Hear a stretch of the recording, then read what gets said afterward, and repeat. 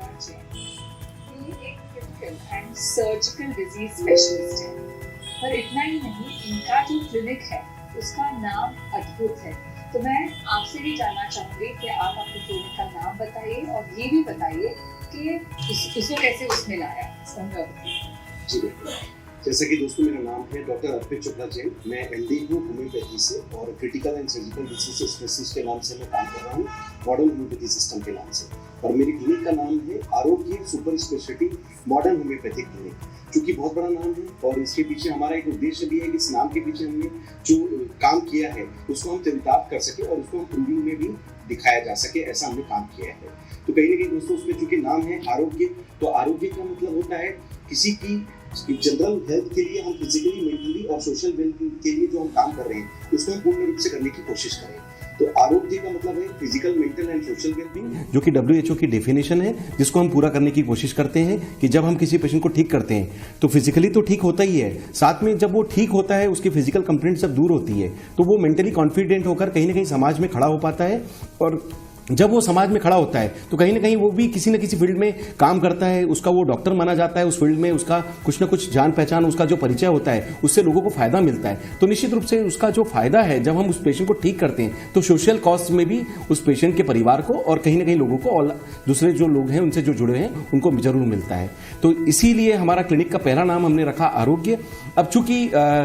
इसमें दूसरा सिनोनिम आ रहा है सुपर स्पेशलिटी। तो होम्योपैथी के बारे में ऐसा प्रचलित माना जाता है कि होम्योपैथी की जो केसेस होते हैं, जो विधा है वो केवल बेसिक केसेस में काम करती है, और जो कहीं ना कहीं बड़े लेवल के केसेस होते हैं जिसमें सुपर स्पेशलिटी कंसेप्ट की जरूरत होती है, जैसे कई बार हम एलोपैथी के कंसेप्ट में देखते हैं कि WHO कहता है कि कई सारी ऐसी बीमारियां हैं जिसमें करीब 70% बीमारियां जिसमें आज भी रिसर्च की संभावना है। WHO उसमें रिसर्च के लिए काफी मेहनत करवा रहा है और कहीं ना कहीं एलोपैथी की विंग में भी उसमें काफी रिसर्च की एंगल से उसमें काम चल रहा है। तो ऐसे सुपर स्पेशलिटी केसेस में जिसमें कैंसर के स्टेज 4 के पेशेंट्स हों, किडनी फेलियर के ऐसे पेशेंट जो स्टेज 5 के हैं जिन्हें डायलिसिस या ट्रांसप्लांट के ऊपर निर्भरता की जरूरत पड़ रही है, या एक तरीके से हॉस्पिटलाइज ऐसे पेशेंट हो जो कोमा में जा चुके हैं या फिर सब कुछ करने के बावजूद भी हम उनकी मदद नहीं कर पा रहे हैं और कहीं ना कहीं ऐसा लगता है कि अब क्या हो सकता है, अब हमें नहीं मालूम, ऐसी कोई स्थिति आ रही हो, या कई ऐसी सर्जिकल बीमारियां हैं जिसमें केवल सर्जरी ही एकमात्र उपाय हो और सर्जरी होने के बावजूद भी इस बात की कोई श्योरिटी नहीं रहती कि ये प्रॉब्लम वापस नहीं होगी।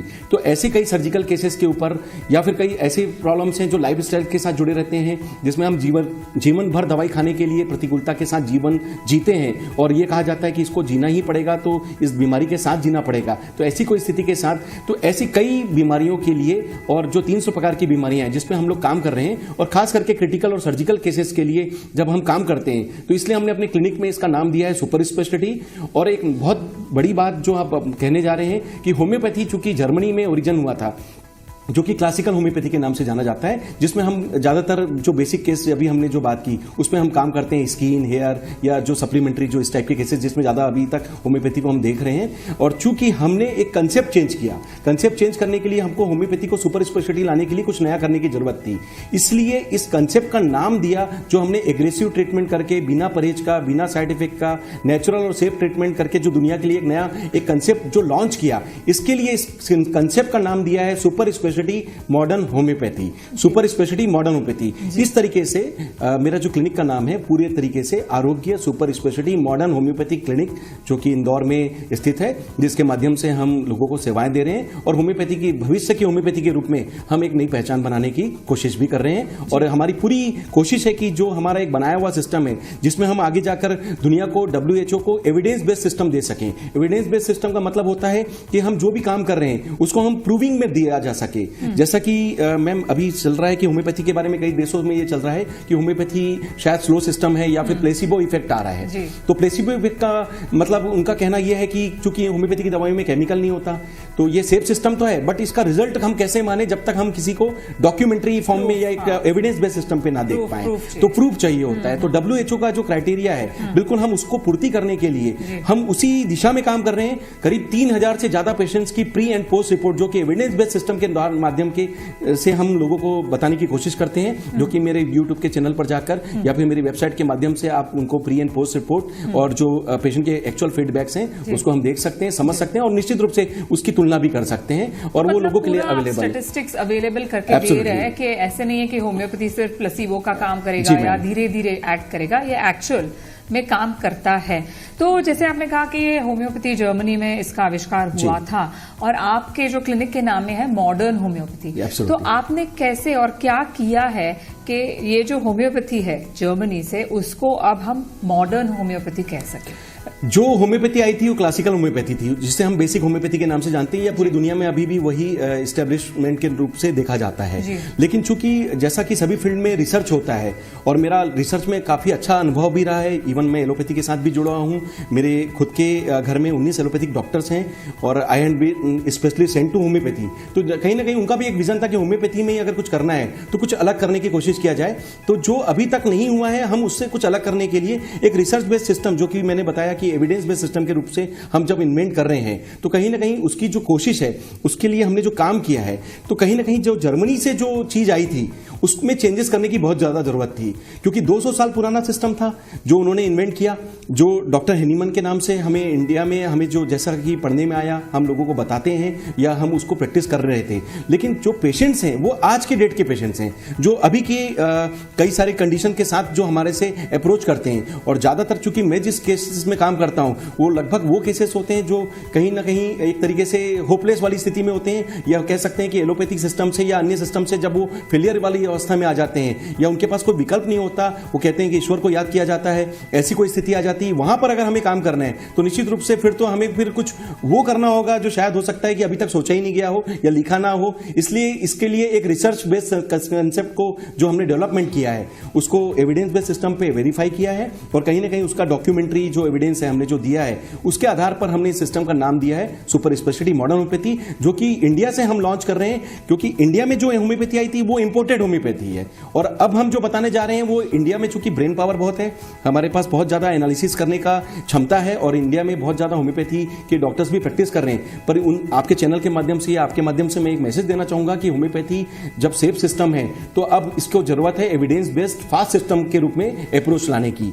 तो कहीं ना कहीं से उनको भी एक अप्रोच मिलेगा कि भविष्य में अगर होम्योपैथी के बारे में अगर कहीं चर्चा हो तो निश्चित रूप से होम्योपैथी को सुपर स्पेशलिटी कंसेप्ट में भी कैसे यूज किया जा सकता है, किसी की जान बचाने में, किसी के लिए वाकई कुछ अच्छा करने में। जब सबने हाथ खड़े कर दिए हो तब शायद आप इस सिस्टम के माध्यम से बिना साइड इफेक्ट का, बिना परहेज का एक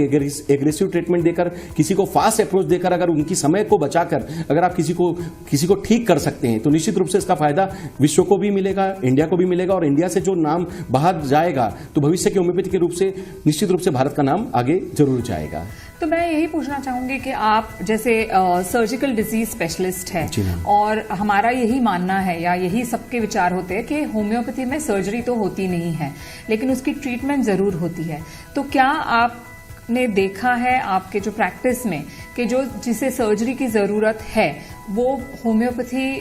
मॉडर्न होम्योपैथी उसका ट्रीटमेंट कर सकता है? तो मतलब अगर हम एक एग्जाम्पल ले तो अगर अक्यूट एपेंडिसाइटिस हो तो, या कोई नेक्रोटिक जिसमें सड़ रहा है मसल या सेल्स, तो उसका भी ट्रीटमेंट क्या आप कर सकते हैं? बिल्कुल, ये जो आपने बात की, चूंकि आपने एग्जाम्पल भी खुद ही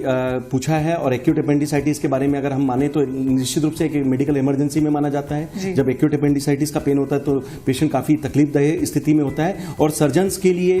उस वक्त एक ही रास्ता रहता है कि हम इस अपेंडिक्स को हम ऑपरेट कर लें। लेकिन ऐसी स्थिति में चूंकि वो एक्यूट इमरजेंसी है, उसमें अगर हम होम्योपैथी को फास्ट ट्रीटमेंट के रूप में, जो सुपर स्पेशलिटी हमारा जो कंसेप्ट है जिसमें हम यूज करते हैं, उसमें हम डोज को एग्रेसिव ट्रीटमेंट के रूप में जो डोज देते हैं वो ज्यादा रखते हैं। और ऐसे केसेस में जब हमने इसको ट्रीटमेंट के लिए, चूंकि मेरे पास एविडेंस बेस्ड सिस्टम में, इसलिए बार बार कहना चाह रहा हूं कि जब भी मैं कोई बात बताता हूं तो क्वेश्चन जरूर आता है कि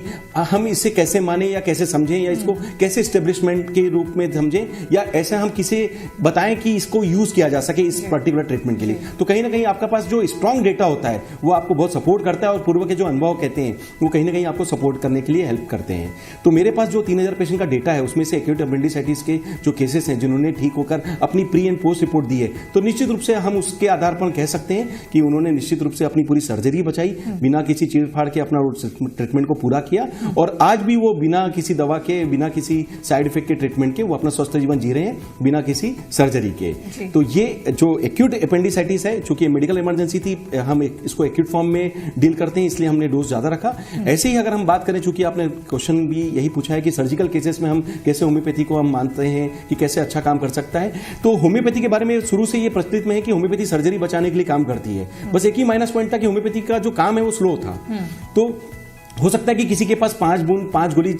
4 बूंद के जो ट्रीटमेंट से 20 साल का समय 10 साल का समय ना मिले जितना उसको जरूरत हो उस पेशेंट की रिक्वायरमेंट के हिसाब से। तो हमने इसको जो डोज बढ़ाया है उसका फायदा ये मिला है कि हमने होम्योपैथी को एग्रेसिव करने के लिए जो सेफ सिस्टम है, जब हम जानते हैं कि ये सेफ सिस्टम है तो हम इसे फास्ट क्यों नहीं कर सकते, हमने उस डोज को बढ़ाया। चूंकि केमिकल लेस सिस्टम है, हर्बल मेडिसिन है, तो इसका कोई दूसरा साइड इफेक्ट नहीं होता और इसका फायदा हमें मिला होम्योपैथी में। हमने डोज बढ़ाया और उस बीमारी पर अटैक किया। चूंकि पैथोलॉजिकल कॉज में जो बीमारियां होती है उसमें क्लासिकल होम्योपैथी में ऐसा लिखा गया है कि बहुत ज्यादा आपको या तो समय लग सकता है या फिर उस इतनी स्टेज के लिए पेशेंट के पास इतना समय नहीं मिलेगा कि आप इसे ट्रीट कर सकें। तो इसलिए कई बार ऐसा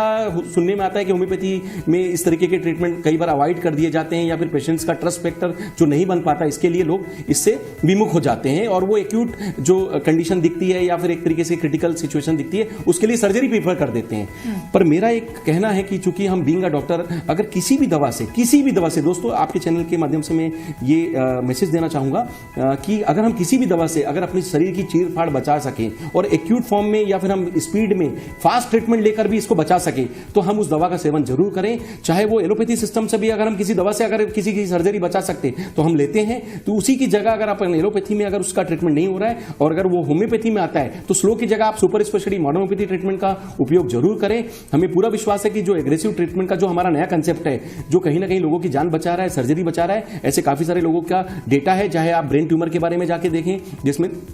निश्चित रूप से ब्रेन सर्जरी इतना आसान नहीं होता, लोग 2-2 बार ऑपरेट करके आते हैं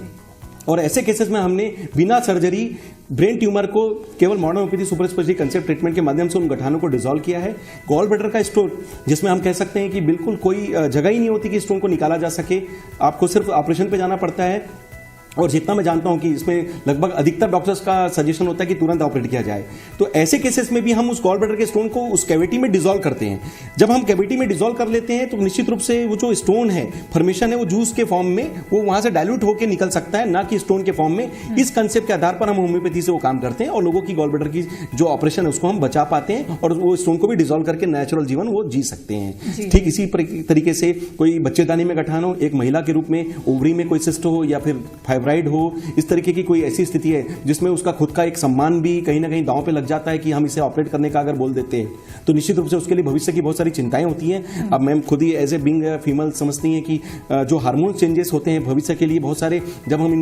इन ऑर्गन्स को ऑपरेट कर देते हैं तो महिलाओं को उसके कारण काफी कमजोरी का सामना भी करना पड़ता है। पर ऐसी स्थिति में चूंकि अगर उनके पास अगर कोई दूसरा ऑप्शन ना मिले तो उन्हें सर्जरी पे जाना पड़ता है। और अगर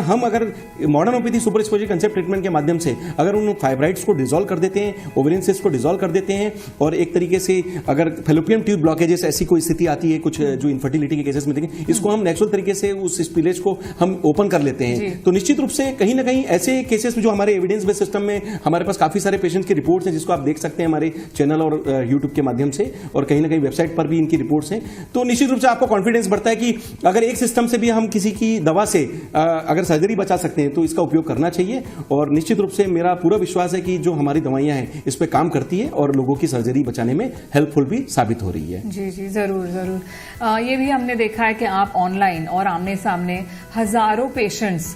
को ट्रीटमेंट आप दे चुके हैं, तो ये कैसे पॉसिबल है, कैसे करते हैं आप? मैम बिना टीम वर्क के कुछ भी पॉसिबल नहीं हो सकता। जब मैं अकेला चला था तो मेरे पास एक मात्र विजन था कि मैं चूंकि एक एलोपैथिक सिस्टम के घर से जो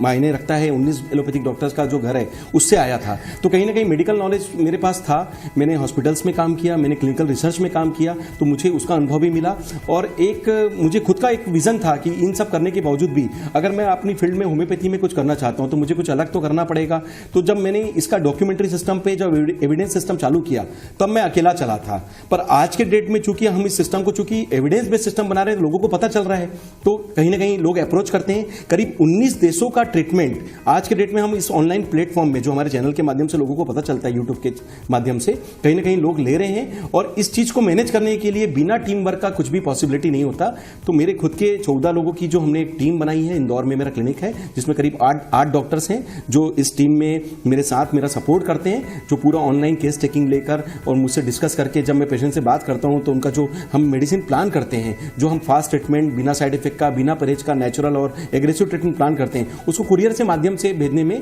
वो उनका पूरा प्रोसेसिंग का काम करते हैं। तो एक पूरा टीम वर्क है, प्लस उनका जो फॉलोअप होता है, चूंकि पेशेंट्स के फॉलोअप होते हैं तो वो भी कहीं ना कहीं टेलीफोनिकली कंसल्टेशन के माध्यम से, चूंकि आजकल सोशल मीडिया में बहुत ज़्यादा ईजी है, हम किसी से कनेक्ट हो सकते हैं, तो जो भी कनेक्टिविटी का माध्यम होता है, चाहे मेल्स के माध्यम से, यूट्यूब के माध्यम से, सोशल मीडिया के ऑनलाइन माध्यम से, व्हाट्सएप के माध्यम से, स्काइप के माध्यम से, हम जो भी सिस्टम से हम किसी भी देश के लोगों से कनेक्ट होते हैं, उसमें मेरी टीम मेरी हेल्प करती है और कहीं ना कहीं मॉनिटरिंग करने का काम भी करती है, और जो भी फॉलोअप है उसको हम अच्छे से मैनेज कर पाते हैं, ताकि हम एक बीइंग अ डॉक्टर, चाहे 3000 से ज्यादा पेशेंट्स का ट्रीटमेंट एट ए टाइम अगर मेरी क्लिनिक में चल भी रहा हो, तो उसकी जो लोड है, वर्क लोड को हम इजी वे में मैनेज कर सकें। और चूंकि मैं अकेला नहीं कर सकता था, इसलिए अब हमने जो टीम वर्क में काम किया है उसका फायदा लोगों को मिलता भी है, और निश्चित रूप से हमारा जो विजन है कि आगे जाकर दुनिया के लिए इतना कुछ हम देने जा रहे हैं, उसके लिए टीम वर्क का जो काम है वो लोगों की हेल्प करेगा, और टीम वर्क से ही ये चीज पॉसिबल हो पाएगी। तो डॉक्टर अर्पित यही कहना चाहते हैं कि टीम की वजह से ये बहुत ज्यादा पेशेंट्स को ट्रीट कर पा रहे हैं, और उसके लिए हम